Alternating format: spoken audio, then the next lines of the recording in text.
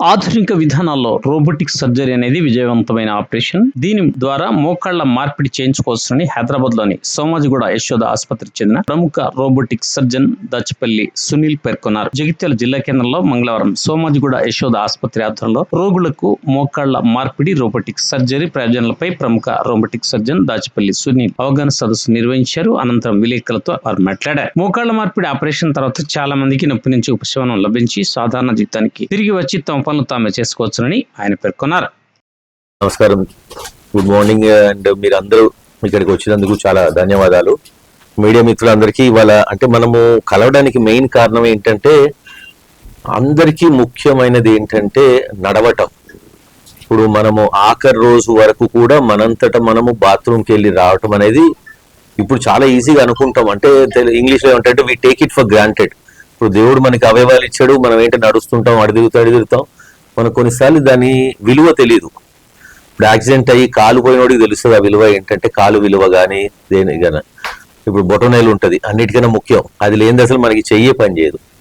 So ఇట్లా ఏంటంటే ఇప్పుడు మనకి నడుస్తున్నాం కాబట్టి మనకి బాగానే ఉంటుంది.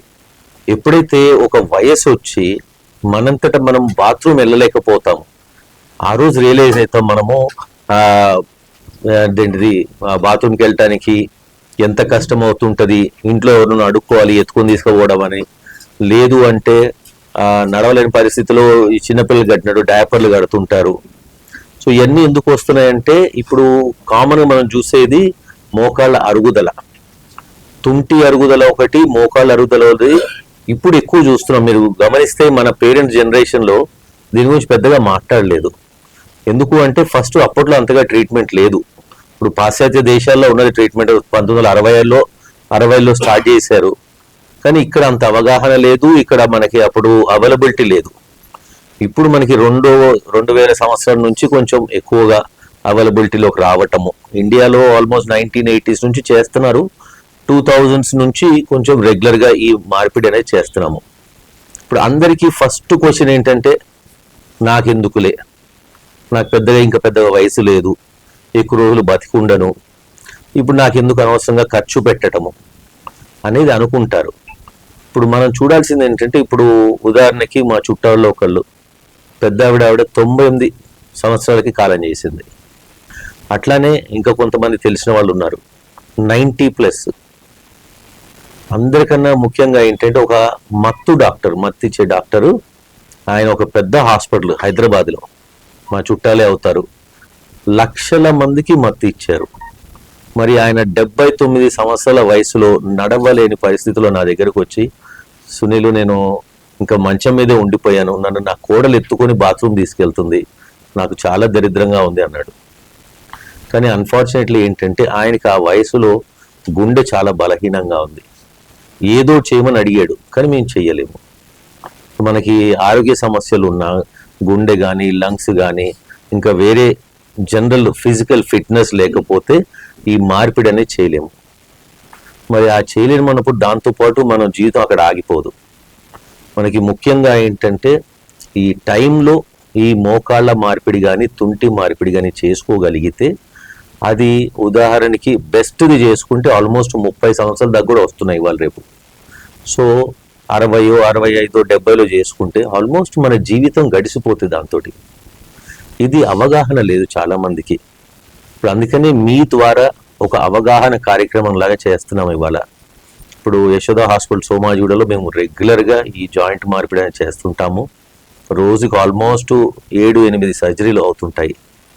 అండ్ నేను లండన్లో 10 సంవత్సరాలు చేశాను. 2003లో వెళ్ళి 2013 మళ్ళీ భారతదేశానికి వెనక్కి వచ్చాను. ఇప్పుడు 13 నుంచి 26 ఆల్మోస్ట్ 13 సంవత్సరాల నుంచి అక్కడ చేస్తున్నాము. సో మనకి బెస్ట్ ఈ సోమాజిగూడలో ఏంటంటే అడ్వాన్స్మెంట్. ఇప్పుడు మార్పిడి అనేది ఇవాళ రేపు మనం చూస్తున్నాము, చాలా చోట్ల జరుగుతున్నాయి. మరి ఇప్పుడు ఇక్కడ సోమాజిగూడలో మనకి స్పెషల్ ఏంటి? ఇప్పుడు ఏంటంటే రోబోటిక్ సర్జరీ. ఇప్పుడు ఇదివరకు కాలంలో చూసేది ఏంటంటే రెగ్యులర్ నీ రీప్లేస్మెంట్స్, కన్వెన్షనల్ అంటాం, అవి కూడా చేస్తున్నాం రెగ్యులర్గా. ఇప్పుడు మనం చూడాల్సింది ఏంటంటే, కొద్ది గొప్ప అఫోర్డబిలిటీ ఉంటే మంచి దానికి వెళ్తే దాని ఎఫెక్ట్ మనకి లైఫ్ లాంగ్ మనకి హెల్ప్ అవుతుంటుంది. ఇప్పుడు ఫస్ట్ అనేది ప్రజలందరికీ అర్థం కావాల్సింది ఏంటంటే, ఈ జాయింట్ రిప్లేస్ మెయిన్గా పాదాల్లో మన తుంటి కానీ మోకాలు కానీ దానిలో మళ్ళా నాకు అవసరమా లేదా అనేది లేదు, అవసరమే నెంబర్ 1. రెండోది ఇవాళ రేపు మనం చాలా చోట్ల చూస్తున్నాము అడ్వర్టైజ్మెంట్లు, అసలు మీకు ఆపరేషనే అవసరం లేదు ఇంజెక్షన్తో చేసేస్తున్నామని. నిజంగా చెప్పాలంటే మీరు చూస్తున్నారు ఈ మధ్య అది దొంగతనం అని ఆ డాక్టర్లకు కూడా తెలుసు. ఇప్పుడు ఆర్థరైటిస్లో 4 స్టేజ్లు ఉంటాయి. మొదటి 2 స్టేజుల్లో ఇంజెక్షన్ చేసుకోవచ్చు. అదేంటి, మనం దాటేస్తున్నాం, ఈ ఆపరేషన్ అనేది కొంచెం దాటేస్తున్నాము. ఫస్ట్ 2 స్టేజ్లో చేసే అవసరం లేదు ఆపరేషన్. సో అలాంటప్పుడు ఇంజెక్షన్ చేస్తే ఇప్పుడు 5 సంవత్సరాలు అవ్వాల్సింది 10 సంవత్సరాల దాకా లాగొచ్చు మనం. అంతేగాని అసలు ఆపరేషనే లేకుండా ఎవరూ చేయలేరు. ఇంకా లేటెస్ట్గా నొప్పులు ఎక్కువ వద్దంటే ఇప్పుడు మనం ఇందాక అనుకున్నట్టు రోబోటిక్ సర్జరీ. ఇప్పుడు అందరికీ మళ్ళీ ఇది ఒక అపోహ ఏంటంటే గ్యారంటీగా రోబోటిక్ చేయాలి, అవసరం లేదు. ఇప్పుడు లాస్ట్ 2 సంవత్సరాల్లో మేము 2430 ఆపరేషన్లు చేశాం. దాంట్లో 1100 సర్జరీలు నాన్ రోబోటిక్, 1240 ఆపరేషన్స్ రోబోటిక్ చేసాము. అంటే ఆల్మోస్ట్ ఇంచుమించు సగం ఇది సగం అది ఉంది. మాకు ఈజీగా తెలిసిపోతుంటుంది ఎవరు రోబోటిక్ ఏది కాదు. ఎందుకంటే ఎవరైతే పెద్దగా ట్యాబ్లెట్లు వాడకుండా హ్యాపీగా నవ్వుకుంటూ వచ్చి బాగుంది అంటారో డెఫినెట్లీ వాళ్ళు రోబోటికే ఉంటారు. ఎందుకు అంటే కటింగ్ తక్కువ, మనం చేసే ఆపరేషన్ కటింగ్ తక్కువ, లోపల కూడా కండరాలు మనము తొలిచి ఆపరేషన్ చేయాలి. ఆ కండరాలు అన్నెసరిగా కటింగ్ కూడా తగ్గుతుంది. దాని తర్వాత ప్రెసిషన్. ఇప్పుడు రోబోటిక్ తోటి మనకి అడ్వాంటేజ్ ఏంటంటే పర్ఫెక్ట్గా అన్న విధంగా, ఇప్పుడు మన హ్యూమన్ ఐకి ఏంటంటే 2 డిగ్రీలు అటు ఇటు వేసినా పెద్దగా తెలియదు. వెరాజ్ రోబోటిక్ పర్ఫెక్ట్ 0 రాంది అది పనిచేయదు. సో అందుకనే ఇప్పుడు ఆ రోబోటిక్ పద్ధతితోటి చేసేది మళ్ళీ నేనే. ఇది కూడా అపోహ ఉంటుంది జనాల్లో. కొంతమంది చెప్తారు రోబోటిక్ అమ్మ అంటే, సార్ మీకు ఇన్ని సంవత్సరాల అనుభవం ఉంది, మాకు మీరే చెయ్యాలి, రోబో వద్దంటారు. మనం ఏం ఆలోచించుకుంటాం, ఏదో సినిమాలో చూపించినట్టు రోబో నడుచుకుంటూ చేసి వెళ్ళిపోతారు. కాదు, ఆ రోబో మెషిన్ తోటి పట్టుకొని చేసేది నేనే. రోబో అడ్వాంటేజ్ ఏంటంటే నా ముందు ఆ స్క్రీన్ ఉంటుంది, నేను అనుకున్న దానికన్నా ఎక్కువ కట్ చేద్దామంటే అది కట్ చేయలేదు, ఆగిపోతుంది. డిగ్రీలు కొంచెం అటు ఇటు వెళ్తున్నా రెడ్లో వస్తుంది, ఎర్ర కలర్లో వచ్చి నేను పక్కకు జరుగుతానని చూపిస్తుంది. దానికి అనుగుణంగా నేను చేస్తే గ్రీన్లో నడుస్తూ ఉంటుంది అనమాట. సో చేసేది నేనే, రోబో సహాయంతో చేస్తాం. So this is called robotic assisted knee replacement. So అన్నెసరిగా కండరం కట్ చేయట్లేదు, చిన్నగా కట్ చేసాం కాబట్టి నొప్పులు బాగా తక్కువ ఉంటాయి. దానివల్ల నేను అన్నట్టు ఇందాక 3 గంటలు నడవగలరు. నెక్స్ట్ డే నుంచి రోజుకి 2 సార్లు నడవటము. అండ్ ఫిజియోథెరపీ కూడా చాలా ఈజీగా అవుద్ది. రోబోటిక్ కూడా అంతే. ఆ పర్ఫెక్షన్ వేయటం వల్ల 2 వైపులా సమతుల్యంగా ఉండటం వల్ల తొందరగా అరిగిపోదు, తొందరగా మార్చే అవసరం ఉండదు.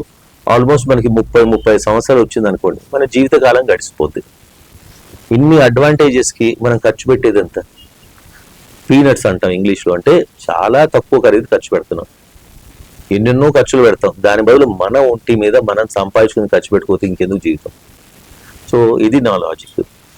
అండ్ ఇంకోటి, ఈ రీహాబ్ తర్వాత ఆల్మోస్ట్ ఒక 1.5 మంత్ తర్వాత చాలా మంది ఇంకా అసలు చేసామా మోకాలు అన్నట్టు ఉంటుంది అనమాట. అంటే అంత ఈజీగా మర్చిపోతారు. ఇంకా తుంటి మార్పిడి అయితే ఇంకా అడ్వాంటేజ్. అసలు దానికి ఒక ఇంగ్లీష్లో ఒకటి సేయింగ్ ఉందనమాట, ఫర్గెట్ హిప్ అంటాం. అంటే ఆపరేషన్ చేసిన సంవత్సరం తర్వాత అసలు మర్చిపోతారు వాళ్ళకు తుంటి మార్పిడి అయినట్టు కూడా. సో ఇవి మన జాయింట్ రిప్లేస్మెంట్ వల్ల ఉన్న అడ్వాంటేజెస్. సో దీని అవగాహన గురించి నేను చెప్పడానికి వచ్చాను. ఒకటి, ఇందాక మనం అనుకున్నట్టు ఫస్ట్ మోసపోవద్దు. నాకు మొన్న ఒక రైతు వచ్చాడు, 3 లక్షలు ఖర్చు పెట్టాడండి ఇంజక్షన్కి. 3 లక్షలు ఏం చేస్తారండి? మా ఆపరేషన్ కూడా అంత ఖరీదు కాదు. ఆ తీసుకునే ఆయనకి మరి అంటే అనకూడదు ఇవన్నీ కూడా, కానీ మోసపోవద్దని మీ ద్వారా చెప్దాం అనుకుంటున్నాను. నేను 3వ మంగళవారం మన కరీంనగర్ యశోద సెంటర్ కోర్టు రోడ్లో, అక్కడ ప్రతి నెల 3వ మంగళవారం వచ్చి అక్కడ ఓపీడీ చూసి సెకండ్ ఒపీనియన్స్ కావాలి, ఫెయిల్ అయిన సర్జరీస్, నాకు కామన్గా వచ్చే అన్ని కూడా ఫెయిల్ అయిన సర్జరీస్. ఇప్పుడు నాకు ఆల్మోస్ట్ 27 years ఆర్థోపెడిక్ ఎక్స్పీరియన్స్ ఉంది. సో దాంతో ఏంటి ఎక్కువ ఇట్లనే బయట మాకు ఫెయిల్ అయిన కేసులు ఇవన్నీ వస్తుంటాయి. సో ఎవరికన్నా కొన్నిసార్లు సెకండ్ ఒపీనియన్, ఇప్పుడు ఎవరో చెప్పుకుంటారు నీకు గ్యారెంటీగా ఆపరేషన్ అవసరం, అలాంటి సగం తీసేసిన రోజులు ఉన్నాయి. అన్నెసరీగా ఆపరేషన్ కూడా చేసుకునే అవసరం లేదు. సో సెకండ్ ఒపీనియన్స్ కావాలి, ఫెయిల్ అయిన ప్రాబ్లమ్స్ ఉన్నాయి.